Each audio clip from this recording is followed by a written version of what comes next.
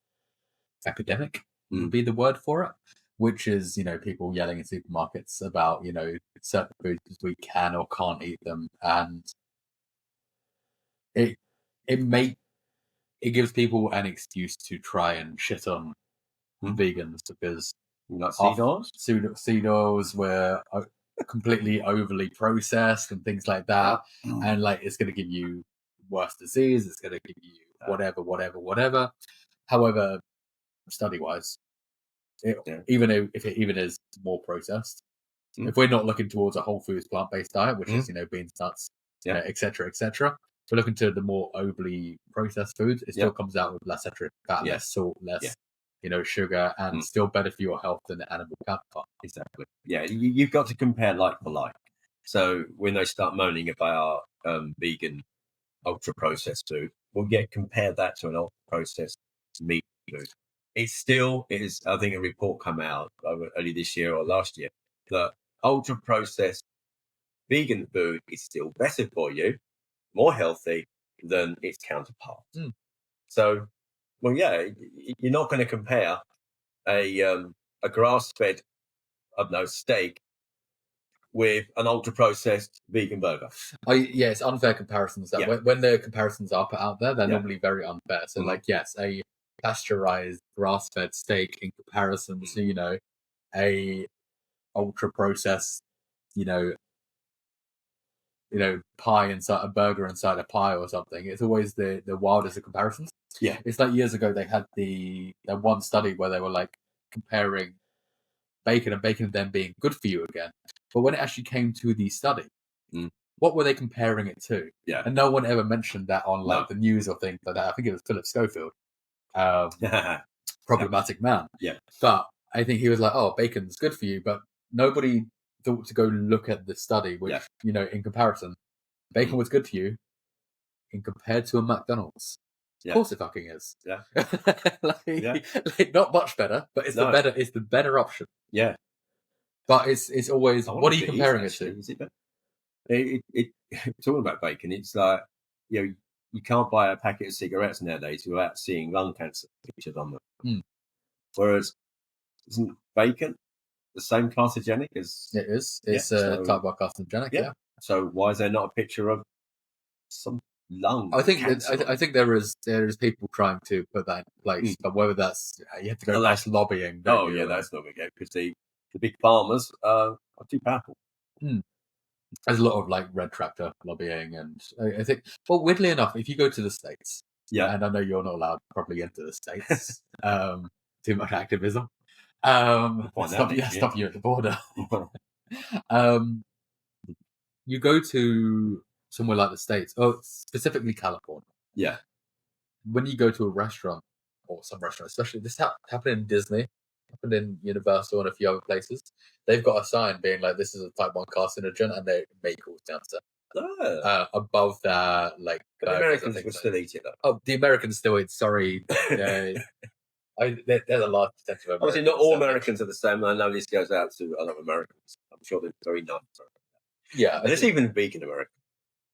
That's the thing. I think you're always going to get vegans with varying opinions and varying different, backgrounds, and there's going to be the wildest of people. Yeah, serial killers are probably there's probably some of them. I think this is one of the things within the vegan community. There's a lot of infighting because apparently, if you care about animals, you have to care about humans as well. And I think that should be separate. I think my personal view on humans, especially adult humans, they're big enough and open enough to sort their things out, and they haven't been able to do it for the last 1,000 years. Whereas the animals, they're voiceless. They need us to speak up for them. And if you just look I go through the people that I follow on Instagram, and there's one chap, I can't remember his name, but he lives in the deep South America. He's got that the flag. I can't remember what the flag is. The American flag? No, it's the deep South one. Is it? The one that you get in Dukes of Hazzard. Yeah, that's it. The Dukes of Hazzard. Yeah. And he shoots. He doesn't shoot animals. He is vegan. He's I think a Trump supporter and all that, but he's vegan. So I'll be friends with him. Yeah. Because I think this is what we don't want to be dividing the vegan community. What you do outside the vegan community, yes, we're more compassionate, generally, but we need to stick together. If you want to go and support, whether it is Palestine, whether it's whatever, you can do that, but don't do it under the vegan banner. There's not, I don't think there's ever been a human, that's getting political now, isn't it? I don't think there's ever been a human rights campaign where they said, actually, should we include the animals in this as well? There's not. So, I'm not saying I don't support these things that are going on in the world. I do, but I'm not vocal about it because I think the animals, we need to sort out the animals first. And that has knock-on effects to health, the environment, and everything else. Because if we, one of the things that got me passionate about the environment was a film I saw, a documentary David Attenborough made. Are you still a fan of David Attenborough? I feel like it's probably a very controversial. It is controversial because he's not vegan, even though he says that we should. Yeah. No. What he said in this film. Let's say that first. What he said in his documentary. He's 40 years older than me, and he said if we carry on the way we're going, the route we're taking, the planet will not be a very nice planet to live on in 40 years' time. And I thought to myself, shit, I'm pretty healthy. I was vegan at the time when I watched that, and I'm probably going to live the same age as him. Well, I need to do something about this. I need to start shouting about the environment as well as about the animals as well. And yeah, so that's what all my passion about the environment. And then you see the connections between veganism. I'm not going to say plant-based; it is veganism, and the environment is huge. Going back to David Attenborough. Now, one of the things if we can't convince the whole world to be vegan, it's a shame.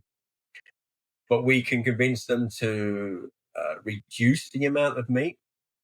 So maybe to one portion of meat and fish a week. That will make a huge impact on the environment. Now, I believe David Attenborough takes that route. I would love him to be vegan. He's very old, and in the back of my mind, I just say that, okay, because he's old, but I do. It's a difficult one. But what he says is very worthwhile, and a lot of people do listen to him. Yeah, I have seen that documentary. I do think he did a good job at publicising that we should have eaten more plant-based diet, which I fully agree with. And I think for a figure of his size and structure, and the amount of influence he has over people, he had to come with a more grounded view than other people. I think they had to go with a more grounded view, being like, hey, like move towards a more plant-centered diet, which majority of governments have. They've been like, food pyramid, eating more plants, and then we go to America once again, and they don't know how to read the pyramid, do they? In America, no. Well, a certain person doesn't know how to read the pyramid. Yeah. But I think that's slowly. It's actually they don't even use a pyramid now. They haven't used a pyramid for quite a few years. It's actually a plate now. Dairy's not even on that plate, but because the dairy industry kicked up a fuss, and a little side plate next to it with the dairy on it, which is quite interesting. Yeah, I think that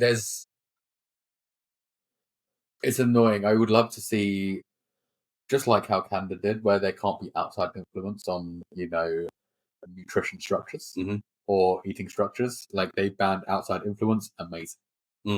Is that way you can't get, lobbying to like, hey, we need this, this, and this on that? I think we should just ban lobbying. Full stop. Now, whether it is for. But is that possible? Because people need to be funded somehow. What we need here is Zach Pelosi sitting here, and we could ask him that question. I would like to think lobbying could be got rid of if we restructure their government. I think their government is broken. And I think he agrees with that as well. I would assume a large majority of the UK would consider the government, especially in the last 10 years, I would say. I think it's not particularly. You see, when I use the word government, it's not this government. I think government, the whole thing, the whole thing's broken. It just doesn't work. We're just giving more money to the rich, taking it away from the poor. And we're just using greenwashing tactics. Whether it's saying, give up straws, plastic straws, when it is not straws, it's actually 40 to 50% of the plastic in the sea is from fishing nets, so we need to stop fishing. Or whether it's migrants coming into the countries, they're not the ones that are taking away hospital beds or anything else, or dentist appointments we can't get. It's the mega rich. We're only talking about taxing them. Was it 1% up to a certain amount, and then 2%? It's nothing to them. That's a have another thing. You need to get Zach on your show. So if you're out there watching this, come on, Zach, I doubt you're watching this. However, if you are, you're always welcome. Yeah, and welcome here as well. Yeah, no, I think that we're still going to have 3 years for that to happen, for policy to change and government to change, and whether we still think about green in the same way that they do now, where they are kind of heading up the polls. I don't know how this podcast is done political. But I knew it would. I knew it would. Like as soon as you mentioned like a few certain words, I was like, yeah, we're going there. Now. We're going there. Yeah. But yeah, I think actually I feel. But also, I think it's also a big part of because one thing that you've got into recently, or not recently, but over time, is that you're part of multiple groups, and one is you're more environmentally conscious. You're with a climate action group, and you're trying to get, I guess, the councils to change and do certain things and help and support them to kind of make change. Yeah. And that all comes under that anyway. Yes, it does. And I think up until recently, felt quite down really with when the present government came in. We thought, there might be a change, and they've done absolutely nothing. It's exactly the same as the Conservatives before them. So with this new, it's like a light that's shined, and it's like I actually feel a bit more confident for the future. I think we do all need to get behind the Green Party. We all need to get behind your local environmental groups. So I'm a part of the Castle Point Climate Action Group. Castle Point is our council. So we're trying to steer them in the right direction. So every so often we have meetings with councillors. We do outreach as well, debates and things like that. But yeah, it's get involved. The more people that are involved, the better. Especially young people. They got more energy than ourselves. What can people do though? Like I'm guessing. What does that look like? How, like, going to a counsellor, or because a lot of counsellors, especially in this area, we're a very conservative place. Yes, we are. That it's very, unless there's maybe some incentive or someone can get a bit richer. Like no one really bats an eyelid and be like, hey, we need to say, unless it's to do with Greenbelt, then they have a up in arms. Yeah. Like unless it's we're going to rip down and build some more flats, then they don't. There's nothing environmental. It's all very much we're just going to kind of do what we want. I know it is difficult, and we asked that question in our group. I don't think anyone actually has the answer. We just got to keep plugging away. The more people that get involved with groups, and we can show that the economic side of it is quite interesting. I think it was a hospital in New York that went completely plant-based on the economic side, or that's how they put it to their board. But then they found that their patients were actually getting better, quicker, and all the rest of it, and they've rolled it out across New York State. But they're actually they're spending less money. So by using using that type of tactic, sidelining in, that you could go to your local council and say, look, when you do a function, why don't you use plant-based food? I think this is Because you'll actually save money. And and that's one of the things that we're trying to do with our group, where we've on outreach as well. We've got some things happening next year. The first one being talking about veganism or plant-based food, and we can explain to people that you can put a meal together for a family for less money than using meat or ultra-processed food. Not only will be less money, it'll be more nutritional, better for you, better for the planet. Mm-hmm. And that's one of the things that we're going to be working on. I think it's a great idea, because a lot of people worry because they don't know how to. Yeah. They don't know how to cook. Because you've not been taught to use things like lentils, for instance. No. You're not being used to, like, even if we're not going to go down the route of like tofu tempeh, things like that, which can be quite scary for people, because they're like, what's this? But like the things like lentils, things like chickpeas, things like, bits and pieces like that, to kind of like, they have some of the cheapest foods on the planet. Yes. And they can be nutritious, and they are nutritious, and you can make a huge amount of food with them for such a little price. But we're not taught to do that. No. We're taught very much, let's have steak, chicken. I don't think we're taught at all. I think that's what food wise, or I think to cook. I think that's it's very convenient. I think we've got into a situation where, especially in the southeast, mum and dad, or mum and mum, or dad, whatever the situation, both got to work. So they haven't got time to cook. So that then filters down to their kids. So I think the art of cooking has gone. So what we can do about that? I think it should go back to schools. I think when I was at school a long, long time ago, we had a thing called home economics. I don't remember doing it. It's probably pushed to the girls more than the boys. But I think with that's a fantastic title. And within that, you can have cooking, talking about nutrition, how to get it at a budget, and then actually how to budget a household. So that needs to come back, and actually get kids to leave school where they know how to put a meal together at a reasonable price. Especially if they're going to uni, they haven't got a lot of money.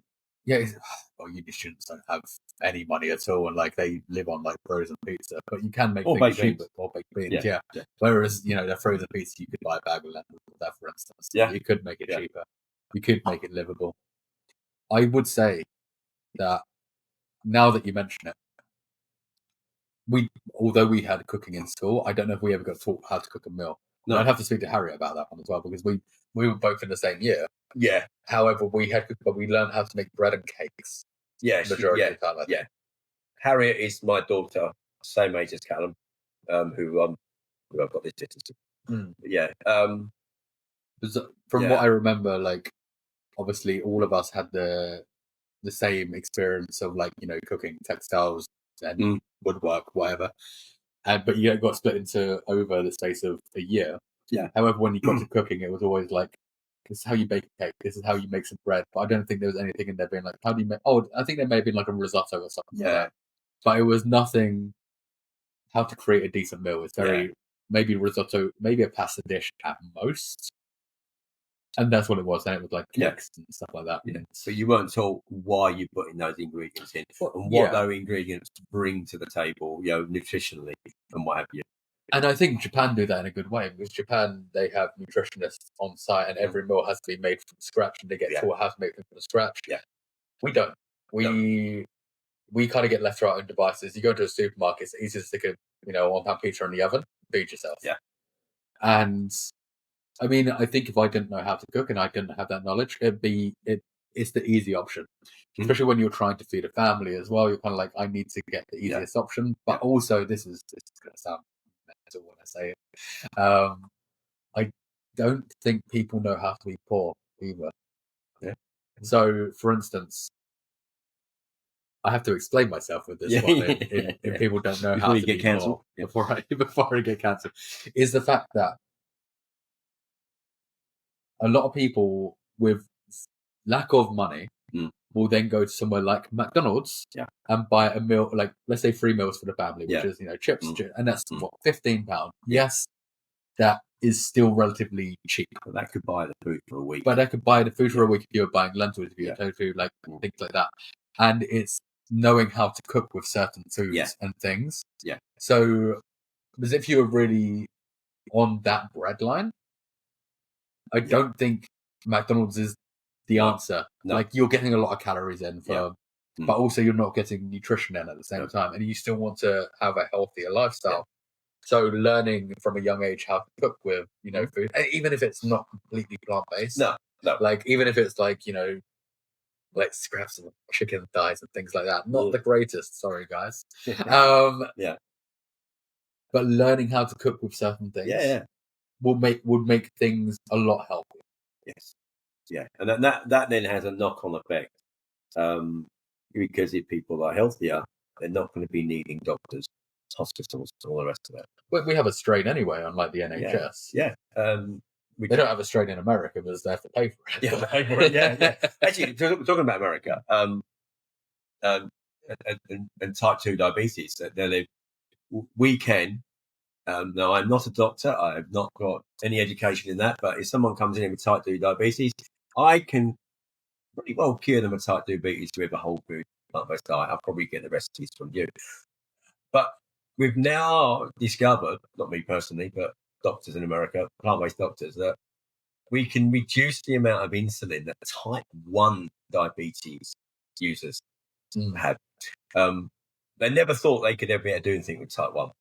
But so in America, where you have to pay for everything, they have a problem with people that can't afford their medicine. So they'll miss some insulin. Then they end up being in hospital. And then it just goes backs and forwards. So the bills go. Yeah. Now they're putting these people on a whole foods plant-based diet. They've actually reduced, I think it's a third to a half, don't quote me on that, the amount of insulin they need, which then brings the cost down for them. And that's just phenomenal. That's just fantastic, really. That's why hospitals should be pushing these diets. Yeah, I think you're seeing more diets push towards a plant-based diet in various hospitals around the world. But I wouldn't say it's being pushed. Obviously, you have the plant-based health professionals over here that do push towards. Big shout out to them. Big shout out to them. There's been a few of them on here. Yeah. There'll be a few more soon.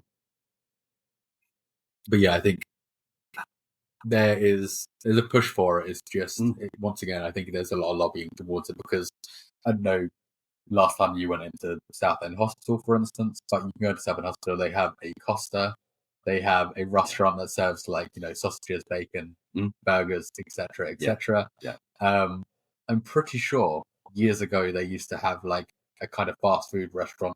It wasn't a McDonald's and it wasn't like a KFC, but it was something along the lines of that did sell those kind of things. I think that's gone now. I don't know how it does for a long time. No, it is just crazy. Yeah. But you can also go to the vending machine and buy sweets. Yeah, it is. And sometimes you do need it. Sometimes when you are in pain, you do need sweets. But I'm not against the vending machine. No, but it is very bizarre. But I think, along with our government that's broken, I think our NHS is broken as well. I think the whole system of the NHS is very much a plaster. They wait for you to get ill, and then they'll try and fix you up. We need to be moving towards the more what they do in like China and Japan, where they're more preventative. So they're making sure your meals at school are nutritional. So we need to be looking at a more wellness way of doing things. And I think there are a few doctors out there that are studying this and trying to get their patients to live better, to keep them out of hospitals. I think you're seeing a lot of those, and I think I think there's probably quite a few on your mind as well, like doctor-wise, that are pushing those. Yeah. I think they're probably kind of the same ones that I think of when you mentioned that, which is your Gemma Newman, your Shireen Kazam, and like the Alan Desmond. Yeah, and even when you go over to the States, although a bit more controversial, you have your Bernards and you have your Michael Gregors and various others, and then you've got your people like your Simon Hills, like that, which I think are doing a great job. Yeah, but I just think sometimes it's the way information to trade that then can get people to back up. I think, and I think that works more in the States because I think it's more controversial. Than it is over here when you have an abundance of doctors. Yes, and also it's the misinformation. I can't remember where you have misinformation, you try and turn that around or debunk it. I can't remember. There's actually a term for it, isn't there? But it's it's so much harder. So someone can go on there with no, they're not a doctor or anything, and they'll put something out there, and they've got 1 million followers, and then some doctor is going to have to debunk that and spend hours and hours going for the research. People like Paul Saladino, because he's a psychiatric nurse. Yes, exactly. But he's now got like in the 500,000 followers, people will be on this animal-based diet and reading the carnivore code. Yeah, which he now says he doesn't follow. He doesn't follow, no. But still makes money from it. Yeah, he still makes money from it. Yeah. And it's a lot of scaremongering. It's a lot of It's very hard to. It took me a few years being vegan to find people that I could trust online, and it is hard to get information out there. I tried to find some information before doing this podcast about what foods have the carbon footprint of certain foods. And everyone I went to, they did it per either calorific density or per kilo. And there you had beef there right at the top, as I expected. And then it was like coffee and chocolate. We're right with it. I mean, okay. But then I realised it's not on the amount that's produced. So we're talking about the carbon footprint. We're talking about the planet. So we need to be looking at the total amount produced. When you factor in that total amount produced, coffee and chocolate went right down the bottom. So it's very difficult to actually find the information out there. Yeah, I think because there's so many different studies and charts that come out that kind of show different things. And the average person doesn't know how to read a study. No. Like when people go look on Google to find that information, they don't know where to look. They look for that at the top now that you've got the AI. Yeah. And all that's doing is looking. AI is not intelligent. AI just does the Google search for you.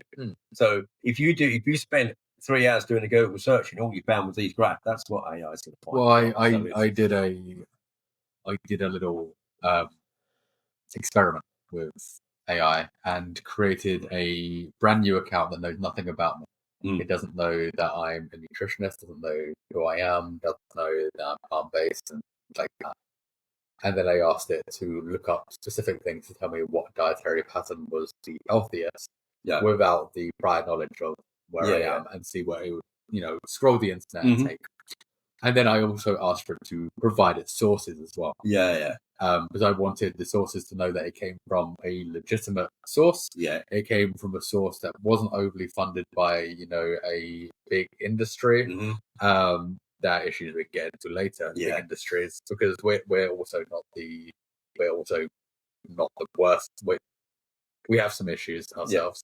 And I wanted to see the sources. And when it came up, it said that I think it was a diet high in poultry. Okay. But more looking towards a high poultry Mediterranean diet, which Mediterranean diet I'm fine with. The high poultry, I'm like, okay, why? Sources. Sources weren't from any. They weren't from any medical institution. They were from Reddit. And Reddit is known for being not the most honest of places. No. And it's just a community forum. It also came from Wikipedia as well, and I was like, Wikipedia and Reddit are not scientific databases. No, they're not. So you can't expect people to know how to search their information if they're using AI, or if they're just using Google, because your Google is specifically matched towards what you want to see. Yeah, totally. Yeah, and I think let's go back to should the individual need to have learned all this stuff about nutrition and things? Not really. We should rely on one, a government's looking after us, because that's what we vote them in and we pay for them to look after us. We also, supermarkets should be selling us stuff that actually will benefit us. Farmers should be producing things that benefit us. But it seems the onus now is on us educating ourselves, because that lot are doing everything to put us in hospital, make the world a shittier place. Going back to lobbying, let's stop lobbying. You only got to look at what happened in the European Court of Law banning the word meat. That was the meat industry lobbying. They should have been spending their time talking about immigration and other things, not about the name of food product. It's just ridiculous. Yeah. Got political again. It always does. Yeah. It always does. Like this. Going back to your little search. I did a couple of little searches on. I looked at the NHS, which is our National Health Service. National Health Service. BBC, Good Food. And the BBC is not actually good people at the moment. The Panorama program that went on. Did we believe they were good people to start with? Well, the BBC, no, but I know they were not meant to have any kind of bias. But I think whether you like Trump or not, we're going to Trump now. Whether you like Trump or not, what Panorama did was wrong. Because I think if you speak to anyone, whether they watched Panorama or not, after that, everyone felt that Trump had rallied all that lot, because that's what Panorama said. Now, whether he did or not, it doesn't do it. But they made it look like that, and that is wrong. Panorama was always a program that was supposed to be unbiased, just some black stuff. Anyway, get back to what I was. So I looked at the NHS, the BBC Good Food, which is not a bad place to look for stuff, and they seem to be changing to being the most healthiest diet is a plant predominant plants, veggies, fruits in season, frozen when out of season, and then reducing your meat and fish to 1 or 2 portions a week. They're still mentioning about oily fish, and we can go into that. Omega-3s, we don't get it for the fish. The only thing was that National Health was pushing milk and dairy to get your calcium from. Mm-hmm. Now, there's better places to get calcium that doesn't have saturated fats. Now, I think we were at the same thing. We sat in front of a panel of doctors. One of them was specialised in bones, osteoporosis. Osteoporosis? That's the one. And, he said you should never drink milk. And if you look at the cases of bone density and what have you, it's lowest where people drink milk. So this thing about, drinking milk for calcium, no, that's totally wrong. I think we both agree on that. It's quite interesting, the history of why we drink milk. Many people know this. It's after the Second World War, there was a lot of dairies. They used to send out powdered milk to the soldiers. After the war, they still had all these dairies, so they need to sell the milk. Now, there was no doctors, no scientists involved in them days. It was the same campaigners that said smoking was good for you. And they just said, well, let's say it's healthy. Let's say kids could drink milk at school. We will actually give it to schools. They gave milk to schools for children to drink. That's where it came from. I did hear something else. I've not investigated this one, that Kellogg's actually was involved in it as well. It wouldn't surprise me. Kellogg's are a horrific company. I think the other day, well, I say the other day to me can be like a year or so ago. They were very much promoting that if you can't afford to live, then you should eat breakfast cereal, breakfast, lunch, and dinner. And also that breakfast cereal not being the most healthiest of things. No. But it's fortified with a lot of ingredients. Yes. So you will still get your B12 and your iron and things like that. Yeah. But should you be eating Frosties 3 times a day?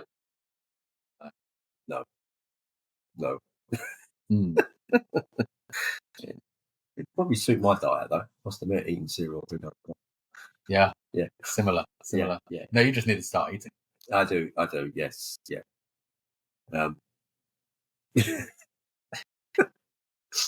But yeah, we're talking about the healthiest diets. The healthiest diets are plant-based diet, but it doesn't mean you have to be healthy to be vegan. Being vegan has nothing to do with your health. It's about not harming animals. There's different misconceptions about what a plant-based diet can be, because a plant-based diet can be like plant predominant. That could be a plant-based diet. That can be an unhealthy plant-based diet. That could be Oreos. That could be chips. Or it could be a whole foods plant-based diet. It could be a plant-based diet that involves some ultra-processed foods. It could mean that you still eat cheese on occasions. It's going more to the flexitarian, which is there's no real definition for plant-based. Okay. Because although it doesn't come from a plant, there's not really a definition for it.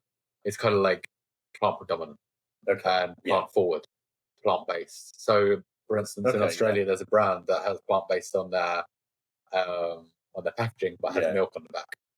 Okay. So, depending where you are, I mean, it can depend where you are and what it means and who you are.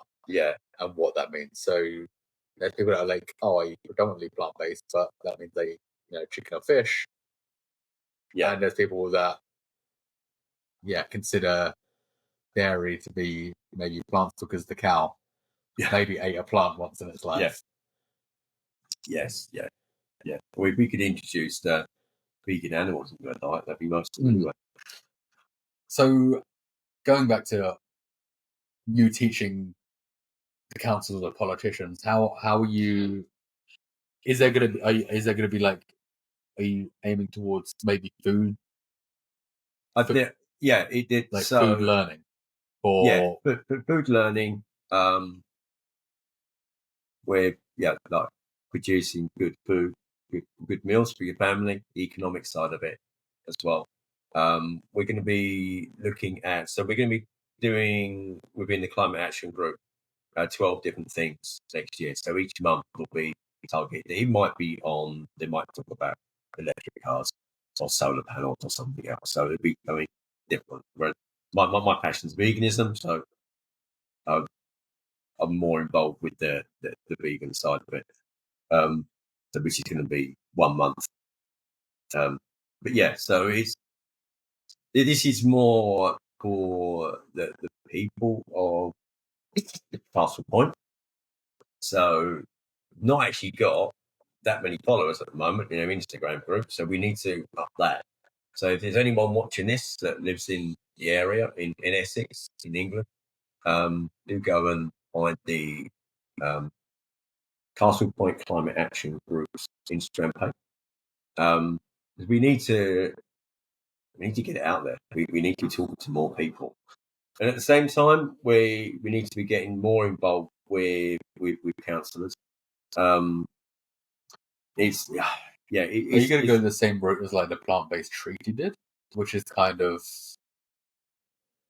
keep going on at councillors until, even if they don't go towards a more plant predominant diet, that councils will slowly become more plant predominant? Yeah, I think we have to. We have to just keep plugging away. How long is it's taking too long?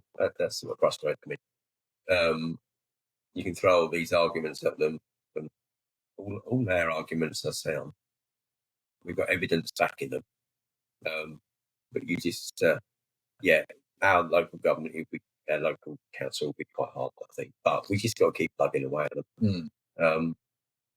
and maybe try and get some different people elected as well. With the Green Party being so popular at the moment, maybe we can get some. I think there's a couple of Green councillors, but we need more.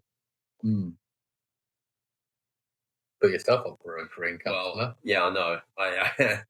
Funny you should say that. I've actually been talking to myself about that lately. But yeah, I don't know what watch this space because I have loads of spare time, don't I? But yeah, it may be something that I do. Yeah, I don't know. Or I'll support someone else doing it. We look towards local foods. I think you did a bit of research on this recently on whether local foods or the foods coming from abroad are better for you or better for the environment. Because we're under the impression a lot of the time that if you buy locally sourced, locally produced lettuce, it's going to be the best for you because the carbon footprint, the nutrition value, and a multitude of other benefits. This buy local is being pushed quite a bit at the moment, and I see it as a lot of greenwashing. This comes under like the misdirection behaviour of people reducing their carbon footprint. If you was to look at the carbon footprint of any food source, it is say it's that long. The transport is this big. And let's reduce transport. Oh, it didn't make a lot of difference. And it doesn't make a lot of difference. So buying local isn't always the best thing. We could look at, say, in the winter month, buying lettuce locally or buying it from Spain. Buying it locally, the farmer is using energy intense farming because it doesn't grow locally in winter times, and it's a bigger carbon footprint by 3 to 8 times than actually bringing lettuce from Spain. So seasonal is the thing. We need to be looking at seasonal food, and that's seasonal all around the world. So we can produce. Something could be produced in another country, be brought over. The carbon footprint for that travel is not that big. But if we buy something out of season, then to produce that, we need a huge amount of energy to produce it, whether it's deep polytunnel or whatever. The other thing we can do out of season is buy frozen. Frozen food is quite often frozen within an hour of it being picked to harvest. So all the nutrients are still there. Fantastic way to have berries, vegetables, especially if you live on your own. I live on my own, so there's no point me going to buy cauliflower. I'm not going to eat it all, but I can buy frozen. It'd be great. Fruit is another one. Luckily we use fruit here, so I can have the fruit that's left over. But back before we opened this, I used to make a lot of smoothies. And have a look at my Instagram. You'll see millions on there. That's when you used to be under Stephen's smoothies. Yes, Stephen's smoothies. Yeah. It used to be a different smoothie. I used to be late for work every day because I was making smoothies in the film. But I used to buy frozen because, again, living on my own, the fruit would go off. So frozen is fantastic. So people need to be looking at buying seasonal, not buying local. It's bullshit. I'm guessing with that, though, seasonal isn't sexy. And not that it's meant to be sexy, but also in certain countries, for instance, like this whole kind of like buying local and more buying seasonal, do we produce a good enough array of food for people to actually buy into that idea? Because, for instance, yes, we can buy, seasonally produced things, but if they're not what people want, like, because not everybody wants Brussels sprouts and fennel and things like that that we can grow over here. Unfortunately, people want avocados and but things. Unfortunately, we've got onto this thing is what people want, as what they people need. So avocados, for instance, we know there's certain places they produce, like California, where most people over here tend not to buy them from because there is a problem producing them there. They don't naturally grow there. There's no pollinating insects, so they bring in beehives to pollinate them. Now, there's a problem with beehives. It's quite funny. There's some vegans that eat honey. I will say, don't do that. Bees are killed when they pull the things in and out from what they call frames to honey frame. To start a beehive, how have we got onto bees? Start a beehive, you need a queen bee. They have their wings clipped. They're fertilized by male bees that are squashed to get the semen out. It's a horrendous thing. We have a problem with bees in this country. The bee association said that we don't have enough wild bees pollinating. One of the problems is beehives, because the bees that are in these beehives aren't wild native bees. They just go out, get what they need, come back again. And sometimes they actually attack native bees, which is a problem. So people think having a beehive is good. It's not actually. It actually can be a problem. Yeah, bees. I don't know how we got onto bees, but with that same logic. Yeah. So the avocados from California. I think there's a problem with almonds as well. California as well. Yeah, I think that. Yeah. So when it comes from California, it's more kind of like water intensive. Yeah, and yeah, bee intensive. But people like to cling on. People like to cling on to that one place. Yeah. Instead of looking at all the places like Peru and Colombia and Australia, where they just grow naturally. Yeah. Yeah. Without the help of other things. Yeah, people love to cling on to the idea that the California, the California one is shit. But if you don't want to eat California avocados, don't eat California avocados. Exactly. But I think it's great. So going back to the grow seasonal, and what grows locally. There's a local place called Canby Island, and it's actually below sea level. So just below the soil, there's a lot of salt. And there's a big thing at the moment of offset your carbon by planting a tree. Fantastic. God's sake, that's ridiculous. But so they're planting trees on Canby and they're dying because trees don't grow on Canby because of the salt. And it's the same thing. You can't grow avocados in California. Grow what does grow there. Grow cactuses. Great. You can make leather from cactuses. We're not saying that farmers should just cease being farmers. Just grow what's supposed to be grown where you are. Simple. Wish it was that simple. Yeah, I think the idea is great. However, I don't think people would go with that because then that goes against what they want. And I know there's a whole thing of, they should get what they need and what they want, but then that sounds very dictatorship. Perhaps we do need a good dictator to take over. America's got one of those at the moment. Yeah, I know. Yeah, look how that's gone. Yeah. This is the problem with dictators, isn't it? If you get a good one, it'd be good, but maybe a bit power happy. But, yeah. But if we educate people, hopefully they can make their own decisions. But we do have to steer them, and we need to stop implementing them with bullshit and misinformation.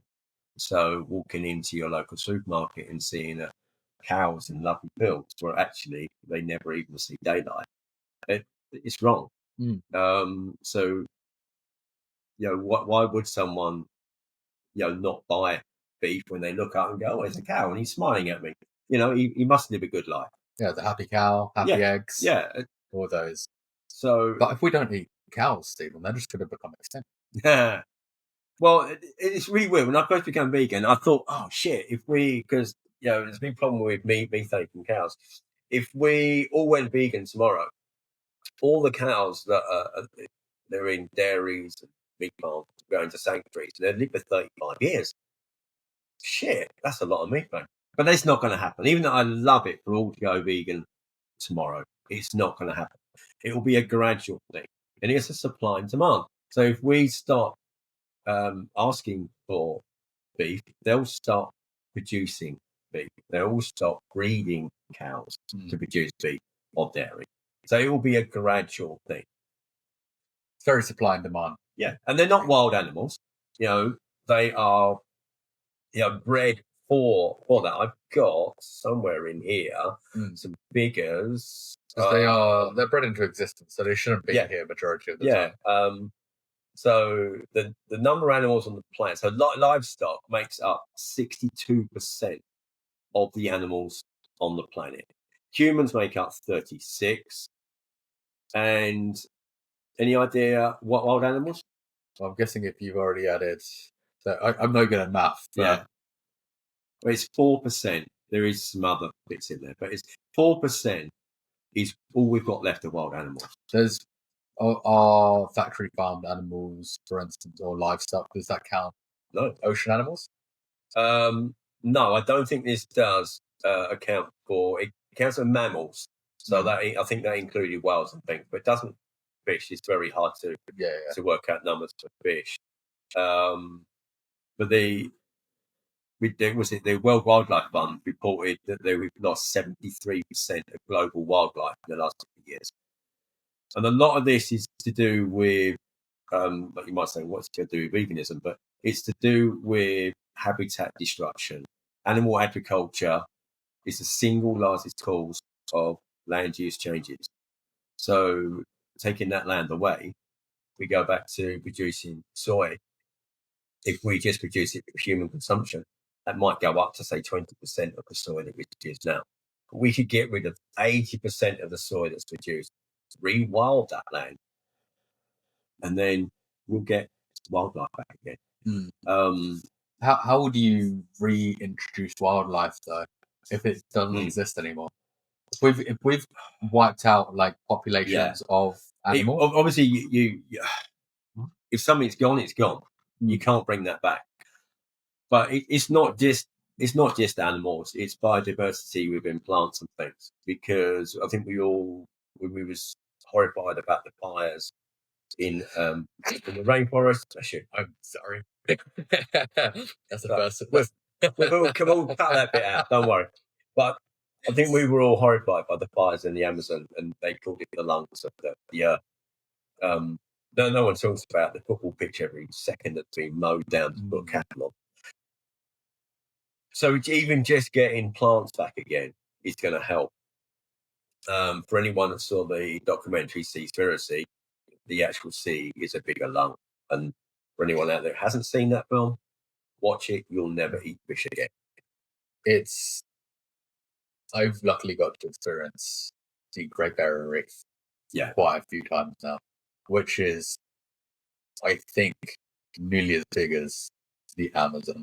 Because it stands on miles and miles and miles from like the Gold Coast all the way to Papua New Guinea. However, that is slowly dying. Yeah. And I would say in the last 4 years, actually, going, like, luckily being able to travel, but I've also seen the Amazon be ripped down, like, face to face, basically next to it. I think I showed you a picture once of the destruction that I saw. And then also going to the Great Barrier Reef and then seeing a lot of the things just there. But people are just allowed to touch it. As soon as you touch it, it dies. As well as everything else is going along. But there doesn't seem to be anything in place to kind of stop this happening. No. I don't think this is where it comes back to where veganism comes in. So one of the big problems that you'll see in documentary Seaspiracy is the overfishing of the oceans. I think everyone knows we overfish, but until you watch that documentary, you don't realise the extent we've overfished. So something that struck me was when you look at the larger fish that eats the next one down, and then you take the whole fish about there out. The one above then doesn't really have the fish to eat. So it dies out. The one above that doesn't have anything to eat. But the one below the one you've taken out doesn't have anything to keep it in check. And they eat all the ones below. And it just mucks the whole thing up. And then you've got the plastics and the toxins that are put into the sea. There are dead zones everywhere. So it all adds together that we're destroying the seas. Equally, we're destroying rivers in this country. We've got a river called the River Weir that is basically, it's known as the River of Shit. There is, I think, about 120 poultry farms, chicken farms, that each one houses around 40,000 chickens. And that poop's got to go somewhere. And a lot of it is running into the river. Another river, River Severn in England, is also going the same way. And they go out into the seas. And it's not sustainable. We can't carry on doing this. Yeah, there's only a certain amount of time you can keep doing that at the capacity that we are with these things before there is some sort of other pandemic, anything else like that. Because I think, the more these things happen, the more there's like a breeding ground for some form of like disease, so whether that be another COVID, that be another,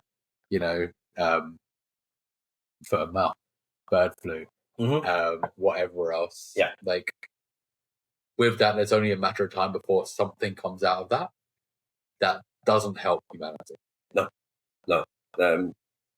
It's the farming lobby is so strong that it just seems to be getting away with murder. I don't understand though, because those people are also in the same situation and on the same planet. And I know it's probably to do with, we just lack a lot more money. But how can you then spend that money later on down the line if there is nowhere to kind of spend it because you just ruined it for everyone? Yeah, it's just. I remember reading in a book called Animal Liberation. There was a chap that made food for animals, and he just would use everything and just experiment. And he found the manufacturer of penicillin, I think it's penicillin, antibiotics, they had a waste product. And he put this waste product into animal feed. I think it was chicken feed. And he realised these chickens grew really quick. It was fantastic. Oh my God, this is fantastic. But there was a lecturer at a university in America that looked at this and thought, I don't like the idea of this giving me antibiotics to putting them in the feed. So he set up a little experiment outside the university where I think there was 3 chicken farmers, small holdings. The one in the middle, he gave them this animal feed, and he would check the air, the poop from the chickens and the poop from the farmers on each farm. So he checked the poop from the chickens, it was full of antibiotics. He checked the farmer's poop, the same. Shit, that's gone airborne. He then checked the ones either side. Less, but they still had it. And he reported this. He said, right, we can't use this. And the government at the time said to him, do you want funding next year or not? He kept quiet. And he's like, that's crazy. And now we've got a problem with antibiotics for humans because we've been getting it for years if you eat meat. And now when we actually do need it, it's not actually working on us. It does seem like we're in a spot where something needs to change, but we can't change because there's always something in the way of change. Yeah. So let's have a revolution. Well, you have to go to France for one of those. They love a revolution. Yeah, they do love a revolution. All right. Anytime something's happening that they don't like, it's always a revolution. Yeah, I don't know what. When I became vegan, I did it for the animals. I thought I'm going to tell as many people as possible. The crazy thing was, as soon as you go vegan, and I spoke to a lot of vegans about this, you then learn about the dairy industry. I don't know why we don't know about it before going vegan. We don't seem to know about the dairy or the egg industry. It's just quite weird. I think I knew about the egg industry, and I thought, in fact, I remember aged about 10, 12, learning about there's a campaign to stop battery hens, and I put this poster up at my window, and it was successful. Not me just doing that; it was a lot of people doing it, and I hadn't realised until I think it was Joey Carbstrong a few years ago did the thing, a film, and they actually just renamed it. They put a bit of sandpaper at the bottom. I was horrified that battery hens is still a thing. Anyway, don't know where I was going with this. I've lost my train of thought now. What was I saying?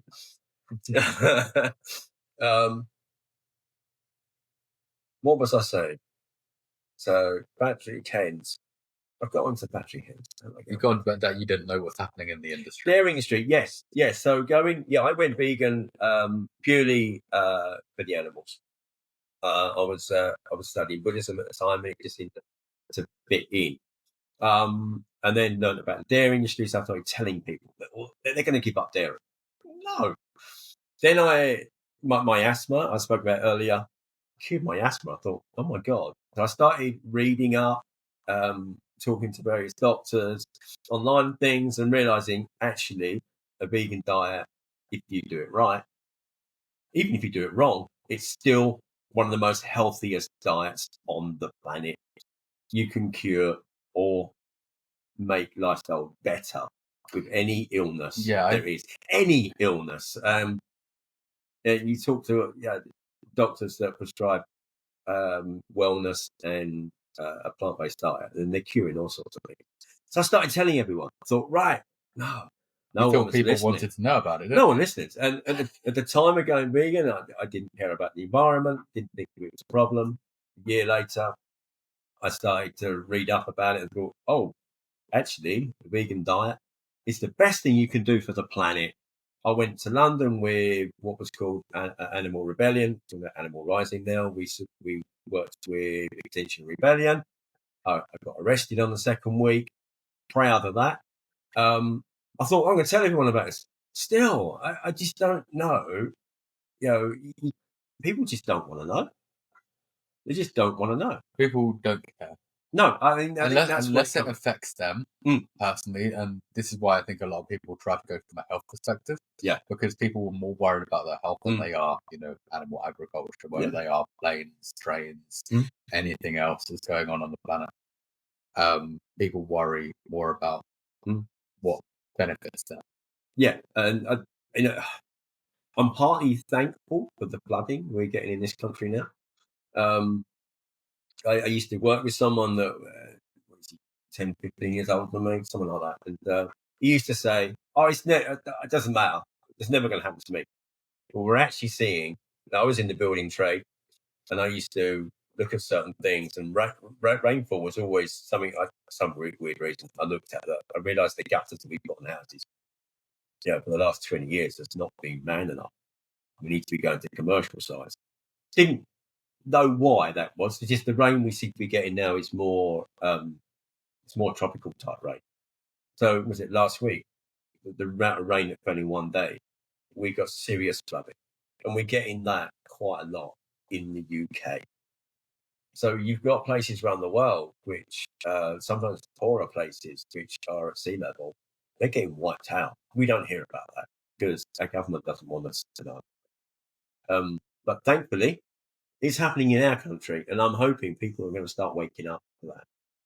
That they go out to their car and realise it's underwater. That's an inconvenience. Well, it wasn't long ago that just round the corner in Rayleigh, there was flooding so bad that there was cars underwater on the what's it called? Weir, the underpass. The underpass. Yeah. Because the amount of rain that fell in one go, the drain was not open. Yeah. But if you was to maybe hold a Just Stop Oil or have a T-shirt with Just Stop Oil on it, and you get arrested, or even just talk about it on WhatsApp or something. Apparently, they've been arrested and in jail for 5 years. Apparently that's an inconvenience. Stopping a road. I was arrested for stopping a road, but having your car underneath water, that's a real inconvenience. And I think people need to wake up. We don't do anything. Did you super glue yourself to a road? I didn't super glue. No, I was in a group of 4 of us. I was the youngest one in the group. And how old were you at this point? I'm 59 now, and it was 2019. Okay, so it's not long ago. Oh yeah. Not long ago. Yeah, not long ago. So I was standing up, holding a banner at a zebra crossing, and another chap was the other side holding a banner, and there was two gentlemen on the floor with hands in not super glued together, but they were holding and they could be cut open. But yeah, I think it was Lambeth Bridge. It was a controlled thing. There was quite a few of us around London at the time. But yeah, and I'm quite proud to have done that. But it's. Yeah, I just don't know. Would you do more protests? I would do more protests. Yes. Would you do more activism in a way of maybe gluing yourself on things, or is that a bit too much now? I think that the problem I've got at the moment is at the time it didn't really matter. I've got bills to pay at the moment, so my activism is. I've got food to eat. If you close down. Yeah, I know. What am I going to do? I know, yeah. So my activism at the moment is producing vegan food. Now, next year, I'm going to look at doing some more activism. I probably can't afford the business, but the business can't afford me to go in jail or anything. I'm not worried about that. I'm not worried about going to jail. I'm not worried about being arrested. Stand up for what you believe in, and that's important. And I think that's one of the reasons that I did this little mission. We all knew we were going to get arrested, but we just needed to stand up. I mean, you can get a good 9 months in prison. Harriet had maternity leave. It's your turn now. So. Yeah. That's true. That's true. She can take over for a bit. But yeah. No. Next year, I want to do some more activism. What does that activism look like for you? It might be because unfortunately, a lot of activism locally is done at weekends, and weekends when you own a coffee shop, cafe, it's your busy time. But I've been saying for ages that I want to try and organise, be someone behind the scenes, maybe organising. We've got one of our customers that is now taking part in some activism things, and I'm going to see if I can work with him and see if we can do some other things. Something that's been used quite successfully in other places is joining forces with other groups. So it might be Greenpeace, it might be whoever, but all joining together and then doing something larger. So I'm going to look at what they're doing and see where we can use that here. Working with XR. I know there's an XR group I think starting up again locally. So if we all work together, we might actually get something done. Now, whether it is to influence the local council or whether it's to get Southend Sea Life Centre closed, for instance. But yeah, I think I want to do something. I feel. Yeah, I mean, everybody has their own types of activism, and at the moment you've got this as your activism. The same as there's a multitude of people that come in here that have their own activism. Yeah, and there's a space for everyone.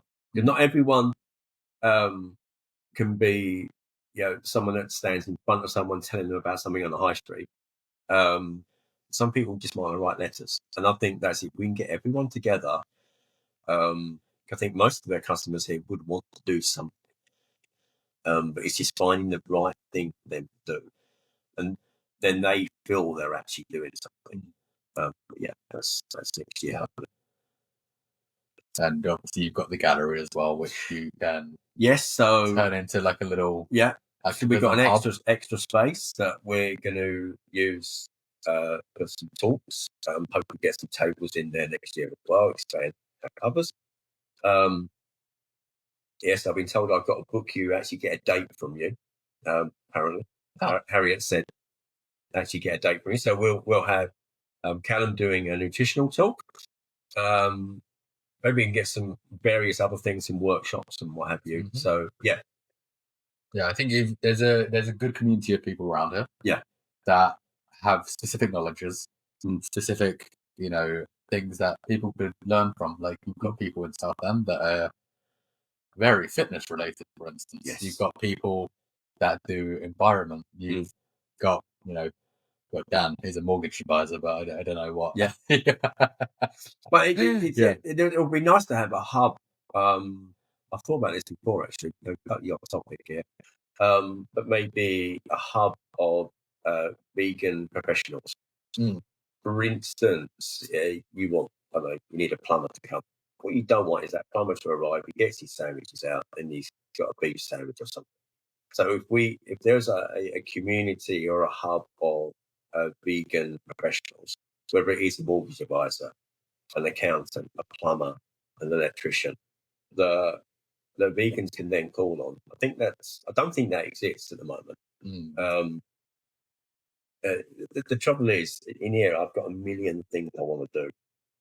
I want to try and do them next, well, not all of them next year, but try and do some of these things next year. I think, your son does app development, so that could potentially create a directory in some way, shape, or form. Yeah, whether it's a Facebook group or something like that. But yeah, it's. Yeah. I like that. I think there's a lot of room for expansion, and I think you've created a lot of community. I think, well, you come in here at any point, there's always community going on, whether that be like, the same 4 or 5 people that are here consistently, or the people that do come here and ask for advice from other people, and, people trying new things, and, everybody being very welcoming. Yes. And I think we've created that kind of community that was somewhat missing from, I would say, the other vegan establishments that have been in this area before. Whether you look at Blend, whether you look at the Oak Tree or Stoked or Doyo's or just ripped a load of you. Sorry, guys. But none of you are there anymore. So, well, Stokes is Stokes the Prairie now. Yeah. Still good. But I think it's quite funny, because when I was in the kitchen and Harriet, before she did maternity, was out the front, she's not as activist as me. I'm getting her more that way. And her little boy, who's 6.5 months old, is vegan, and he's we brought up vegan, and he's doing really well. But anyway, so I would hear things from the kitchen. Someone would say something out here, and I'd want to come out. Whereas now I'm out front, I'm a little bit more vocal, and I do have to rein it in sometimes. But yeah, it's quite interesting that my knowledge has grown exponentially from just working in here, because I get asked questions. The avocados in California, I was asked that because someone said, well, aren't they a problem? I didn't know anything about it, so I had to do the research. Medical things as well, and you think, I'm not a bloody doctor, but I get asked things, and I do some research for people, I'll point them in the right direction. We've got an array of books here. I was about to say, you basically have I would actually say, like, I think to call it a library, you have to have over 100 books, and I think you do have 100 books. It's not far off. Actually. It's not far off. To give them a count, but yes, we've got. So you've got from every different kind of... Yeah, so down here, it's like recipe books, from really complicated stuff to simple stuff. I've got shelves up there, which have got books on nutrition. I haven't got Callum's book yet, though. No, well, when I release one, you will... but then I've got books by doctors. I've got spiritual books as well. I think there's some activism books here as well. We've even got a few little Easter egg books down here. Yeah. People that are either coming on or have been on the podcast as well. Yeah. Yasmin Ali there. Yes, yeah. Doug Evans. What's the book at the bottom? Gemma Newman. Is that Gemma Newman, is it? Has she been on yet? No. Soon. But yeah. So it's the books are all here for people to read. Some of the medical ones people have borrowed. I've not got a problem with that. Vegans are nice people; they bring them back. Then we have magazines at the front as well. So I'm a life member of Viva. So when that comes through, put that out the front, people read it, and it's quite a tight little community here. Someone will be having a conversation in one corner, and then all of a sudden, someone over the other side, the coffee shop, will then start interacting, and it's okay. It is fine, and it works. and discussions we have in here, and then you look around, and you realise, oh, there's a non-vegan sitting in the corner, and they're listening to all this. And I know for a fact, at least one or two people that come in here are now vegan because of this place, which is great. It's amazing. So yeah, we're here to try and support and help the vegan community and do a little bit of activism at the same time. Well, as I said, I think you created a community in which no other vegan establishment in this area, or I think even in London, has managed to do, which is, create a community that actually enjoys being in each other's company.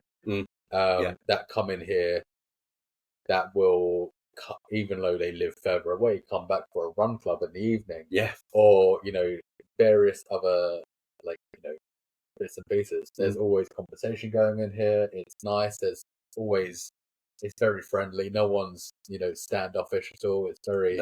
No, it's... And you make some great friends in here, obviously. There's an abundance of people. I would say I'm in here most days. And so is Dan, so is Mason, so is Tom. You've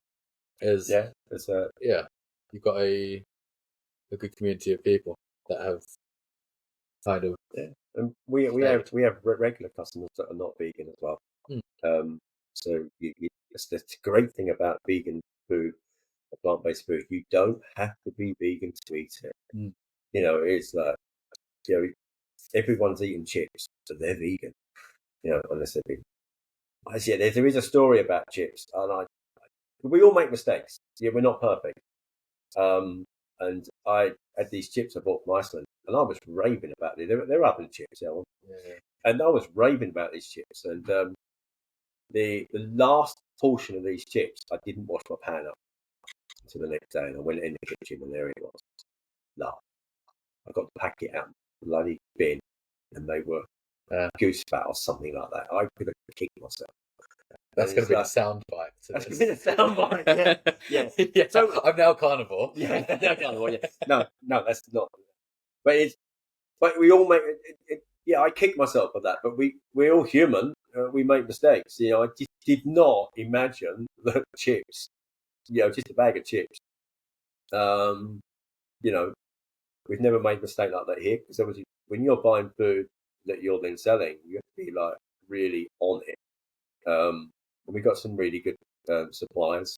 We're working with a new supplier for our Christmas sandwichy type thing, which I'm not letting. That's my next question. Yeah, and I'm not letting you know what it is yet. For the people listening. No. Which is really annoying, because a few thousand. What's the Christmas thing? I'm a humbug. I hate Christmas, but everyone having to go at me. So we bring out something with a bagel. I think was it last year. There was a sandwich last year. With yes, I made this gravy. You actually dip the sandwich in the gravy. That's what the bagel the year before. That's the only reason I came back. Yeah. So I'm working on something at the moment, and we just announced that we're doing Yule logs as well. Again, it's Christmas, which is going to be interesting because I'm here on my own. Well, we do have staff, but I'm in here in the morning and in the night. So Harriet will be back on paternity in January, and I'll be going to India for 3 weeks. So she can have the place to herself. But then in February will be us two back in here again. It should be good. I've really missed. Will you be in the back again? Or are you going to be out the front? I don't know, actually. Now that you found your feet out the front. I know I found my feet out the front. Yeah. I do sneak at the back every so often, cover for lunches and things, staff lunches. But I don't know how it's going to work. We'll see. Well, just before we round up, it's a question that I used to ask a lot of the guests. However, it kind of vanished off after a while. Yeah. But seeing that we're in your shop, what's the best thing on the menu that you enjoy? That would be the selling point to anybody listening. Okay.